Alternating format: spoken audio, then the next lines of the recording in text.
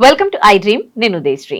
కొంతమంది సోషల్ మీడియాని ఉపయోగించి వాళ్ళకున్న టాలెంట్ని బయట పెడుతూ ఉంటే, వాళ్ళ క్రియేటివిటీని చూపిస్తూ లక్షలు కోట్లు సంపాదిస్తూ ఉంటే, మరికొంతమంది చేయకూడని పనులు చేస్తూ లైక్లు వ్యూల కోసము అసలు అంటే జైలు పాలవుతూ ఉన్నారు.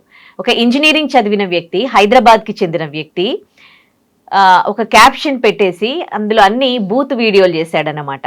ఇంజనీరింగ్ చేసి తను ఉద్యోగ ప్రయత్నాలు చేయాల్సింది పోయి అద్దెకి బాయ్ ఫ్రెండ్, లైంగిక సేవలు అంటూ ఏవేవో వీడియోస్ అందులో పోస్ట్ చేయడంతో అది పోలీసుల దృష్టికి వెళ్ళి చివరికి ఆయన జైలు పాలయ్యారు.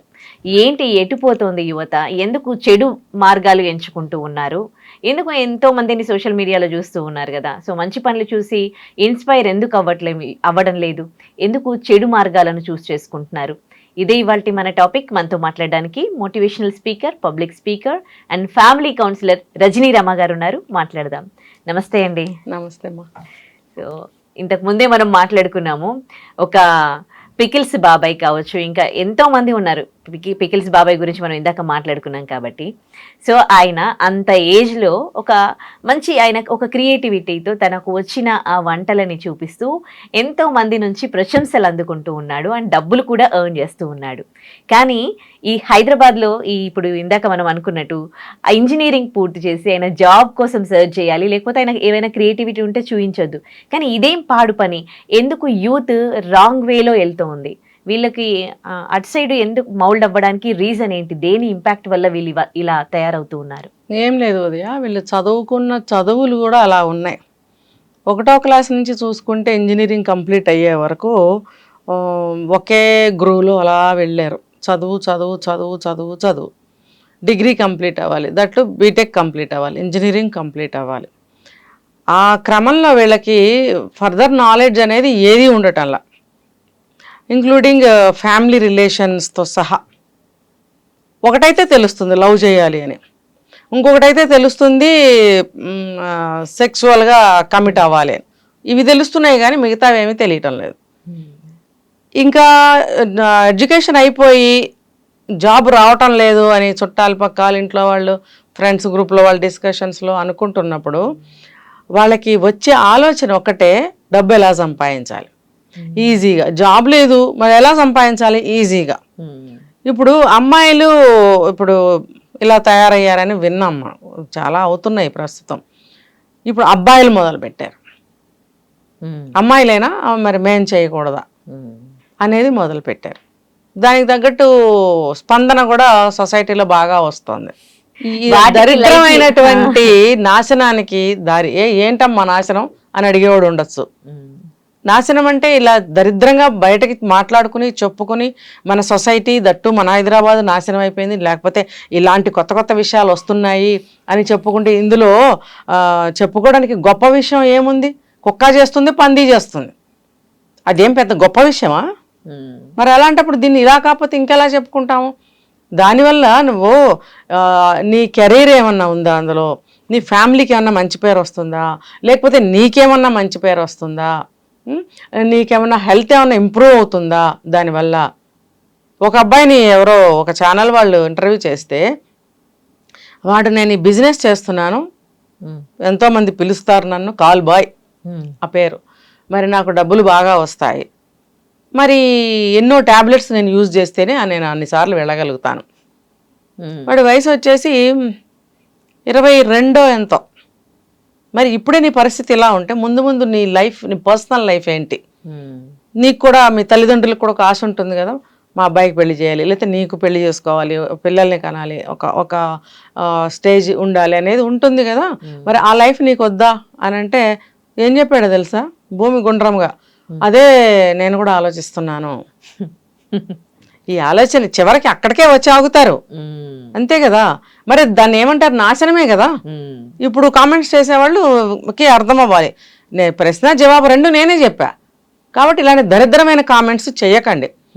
మన దరిద్రం ఏ రేంజ్లో ఉందో దాన్ని ఎలా తగ్గించుకోవాలి, ఒక హెల్దీ ఆలోచన ఎలా చేయాలి, ఒక హెల్దీగా ఉండే పని ఎలా చేయాలి అనే ఆలోచన అటు పెట్టండి మీ ఫోకస్. వీళ్ళు ఇక్కడ కూర్చుని ఏం మాట్లాడుతున్నారు, దీనికి మనం ఎలా కౌంటర్ ఇవ్వాలి ఈ విషయాలకి అని కాదు ఆలోచించవలసింది.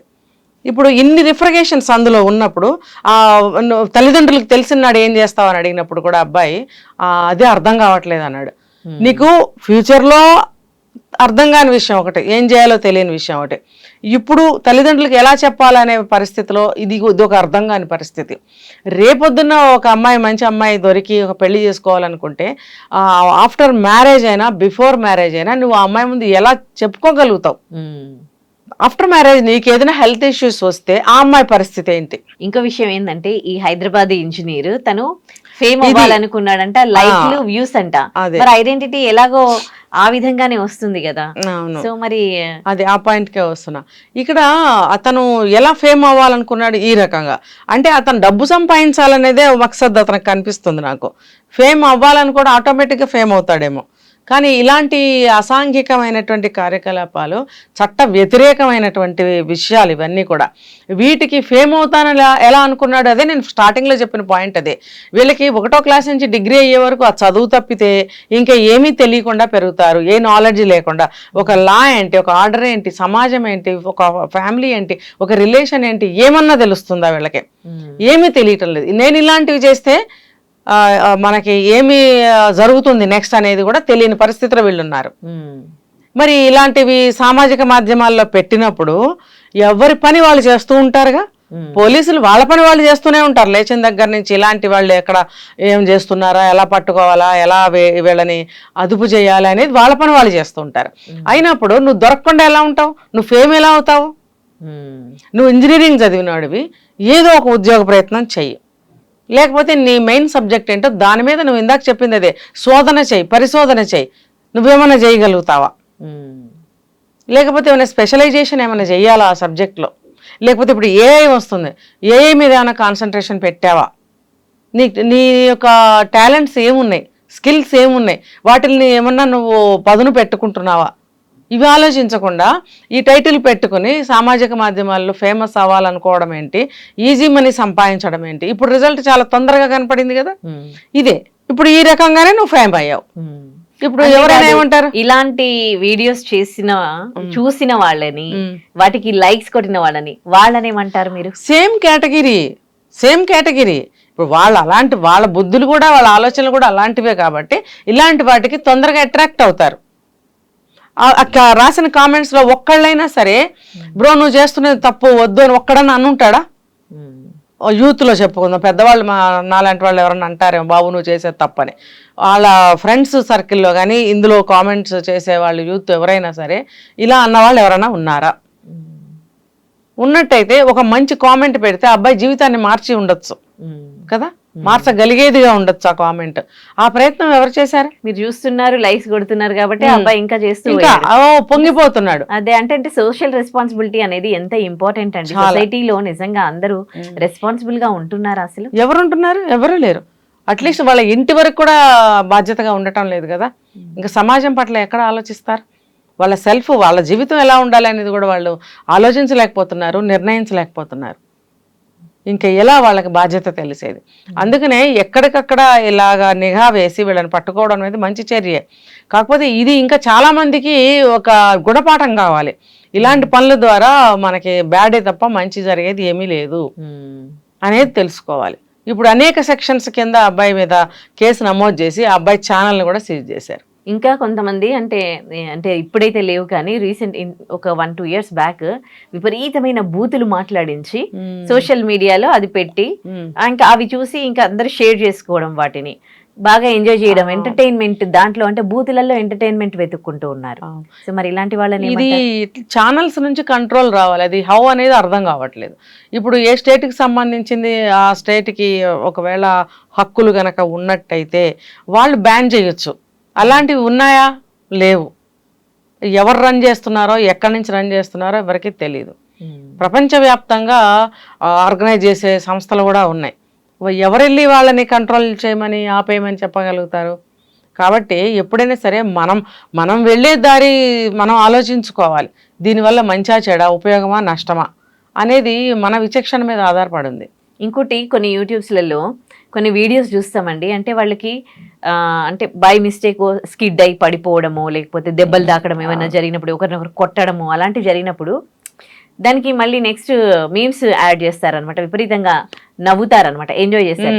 అది చూసిన వాళ్ళు కూడా నవ్వుతూ ఉన్నారు. అంటే మనుషులందరి ఇట్లలో కూడా ఒకలాంటి పైశాచికత్వం పెరిగిపోతుందా? ఒకరికి దెబ్బ తాకినప్పుడు అది నువ్వు ఎట్లా ఎంజాయ్ చేస్తావు? నవ్వెలా వస్తుంది? మీరు ఎట్లా ఎంజాయ్ చేస్తూ ఉన్నారు? ఆ మనిషి, ఆ వ్యక్తి ఎంత బాధపడుతున్నాడు, ఎంత హింస అనుభవిస్తున్నాడు అనేది మనకి మనకి ఆనందం కలిగిస్తుందా? ఇలాంటివి రీల్స్ కూడా చేయకూడదు. చాలామంది మొత్తుకుంటూనే ఉన్నారు, ఉపయోగపడేది చేయండి. ఇప్పుడు అనేకమైనటువంటి ఏమంటారు మార్గాలు చూపిస్తుంది, ఎన్నో నేర్చుకోవడానికి అవకాశాలు కల్పిస్తుంది, ఏదైనా చేయొచ్చు అని చెప్తున్నారు. మీకు నచ్చింది ఏదైనా ఒక మంచి పని చేయండి, అందులో అది మంచిదేగా, అది అందరూ నేర్చుకుంటారు. మీకు కూడా మేబీ తర్వాత ఫర్దర్గా ఏదైనా బిజినెస్లో కూడా మీకు ఉపయోగపడచ్చు, అలాంటిది ఏమైనా చేసుకోవచ్చు. ఒక మనిషిని హింస పెట్టి వాడు ఏడుస్తుంటేనో కాలు ఇరిగి నొప్పి కుయ్యమ్మర్రు అంటుంటేనో మనం ఇక్కడ నవ్వుకోవడం, పగలబడి నాకు గుర్తొచ్చింది. అంటే ఒక మంకీ అనమాట, ఏదో గుట్టకి వెళ్ళినప్పుడు ఇక్కడ దానికి కొబ్బరి చిప్ప ఇట్లా ఇచ్చినట్టు ఇట్లా పెట్టేసి అది తీసుకోగానే చెంప మీద ఆ కోతిని ఆ అబ్బాయి ఇట్లా ఎలా కొట్టాడంటే అది కింద పడిపోయింది. అసలు నాకు ఇది ఇప్పటికీ కొన్ని అంటే చూసి చాలా మనసు అయిపోయింది, కానీ ఇప్పటికీ మైండ్ లోంచి పోదనమాట. ఇంత అదేం వినోదము, ఇంత పైశాచికత్వము. కోతి అనగానే ఒక వెకిలిన వస్తుంది మనుషుల మొహాల్లో. ఆ కోతి నుంచే మనం పుట్టామన్న జ్ఞానం ఎవరికి లేదు. అది జీవి, ప్రాణం ఉన్న జీవి, దానికి సేమ్ మనిషిలాగానే రియాక్ట్ అవుతుంది. అది కూడా నొప్పి వచ్చినా నవ్వు వచ్చినా ఏదైనా చూడాలన్నా కరెక్ట్గా మనిషి బిహేవియర్ లాగానే ఉంటుంది కదా. మరి అటువంటి మనకు దగ్గరగా ఉన్న జీవి దాన్ని కొట్టి దాన్ని హింస పెట్టి మన ఆనందపడటమే పైశాచికత్వం. ఇది బుద్ధి లేనితనము, దుర్మార్గత్వము, ఇంకా చెప్పాలంటే ఒక సైకో సాడిజం బుద్ధులు అనమాట ఇవన్నీ. అందుకనే కదా జూస్లో వాటిల్లో వీళ్ళని జూల్లో వాళ్ళు కేజుల్లో పెట్టి కంట్రోల్ చేసి పెడుతూ ఉంటారు వాటిని. కానీ ఇప్పుడు ఎక్కడ దారుల్లో కానీ గుళ్ళ దగ్గర కానీ మంకీస్ కనిపిస్తుంటాయి కోతులు, అక్కడ ఇలాగే ఉన్నాయి. కానీ అవి ఎదురు తిరిగితే బాగుంటుంది. ఎదురు తిరిగితే ఒక పీకు పీకిందంటే ఎన్ని రోజులు హాస్పిటల్లో ఉండాలి, పాయిజన్ అయిపోతుంది దాని పళ్ళ ద్వారా. మనిషి పళ్ళతో కొరికితేనే పాయిజన్ అవుతుంది. నోరు లేని జీవులను కూడా హింసిస్తూ ఉన్నారు అని అంటే వీళ్ళు. అందుకే ఇలాంటి వాళ్ళే మర్డర్స్ చేయడం గానీ అవి ఆవేశంలో ఏదంటే అది చేసేస్తూ ఉన్నారు. అవి ఎంత మనకి వినోదాన్ని కల్పిస్తాయి, అవే కల్పిస్తాయి. అది చూసి ఆనందించండి చాలు. ఆ విన్యాసాలు చేస్తుంటాయి చక్కగా, వాటి బిహేవియర్ బాడీ లాంగ్వేజ్ డిఫరెంట్ గా ఉంటుంది కాబట్టి కొంచెం వినోదాన్ని నువ్వు అనుభవించు, ఎంజాయ్ చేయి. నువ్వు తిరిగి కొబ్బరి చెప్పుతో కొట్టడం పాప, అది ఎంత బాధపడి ఉంటుంది కదా. ఒక దారుణం కదా అది తీసుకుని అది అంటే కాన్సన్ట్రేషన్ దాని మీద కొట్టాడు అసలు. అది తిరగబడి ఒక పీకు పీకితే ఎక్కడ ఉంటాడు. ఒక్క కోతి వచ్చిందంటే అన్ని వస్తాయి తెలుసా. అదే కోతులు కూడా చాలా భయపడతాయి పాపం. అది అమాయకపు కోతి ఏదో కొబ్బరి మీద కాన్సన్ట్రేట్ చేసి దెబ్బతింది అనేది. అది పాపం అలా చేయకూడదు. దుర్మార్గులుగా తయారయ్యారు. అదే రేపొద్దున వీళ్ళకి ఏదైనా బాధ కలిగితే గుర్తుకొస్తాయి అవి, అప్పుడు తెలుస్తుంది. కర్మ ఎవరిని వదిలిపెట్టదు అంటారు కదా. ఇప్పుడు ఈ చేష్ట చాలా త్వరగానే వాడికి కర్మని చూపిస్తుంది. ఇది మానవత్వం లేకపోవటం, హృదయం లేకపోవటం, ప్రేమ లేకపోవటం, జాలి లేకపోవడం, వ్యూస్ కి లైక్స్ కి అది ఇంపార్టెన్స్ ఇచ్చి నువ్వు వ్యూస్ సంపాదించాలంటే కొబ్బరి చెప్ప ఇస్తున్నట్టుగా ఒక రీల్ చెయ్యి, నువ్వెంత మంచివాడు అవుతావో. కొట్టడం వల్ల ఇప్పుడు ఎంత చెడ్డ అయ్యావో. విచక్షణ లేదమ్మా, విచక్షణ లేక ఇలాగా పోరంబోకతనంగా తయారయ్యారు యూత్. ఏ పని పాట లేక ఇలా పోరంబోకతనంగా తయారవుతున్నారు. ఏదేమైనా ఇలాంటి మళ్ళీ పునరావృతం కావద్దు, రియలైజ్ కావాలి, క్రియేటివిటీ పెంచుకోవాలి, మంచి పనులకు వాడండి మీ టాలెంట్ని, మంచి చేష్టలు చేయండి అండ్ మంచి పేరు తెచ్చుకోండి. థ్యాంక్ యూ సో మచ్ అమ్మ, మంచి మెసేజ్ ఇచ్చారు.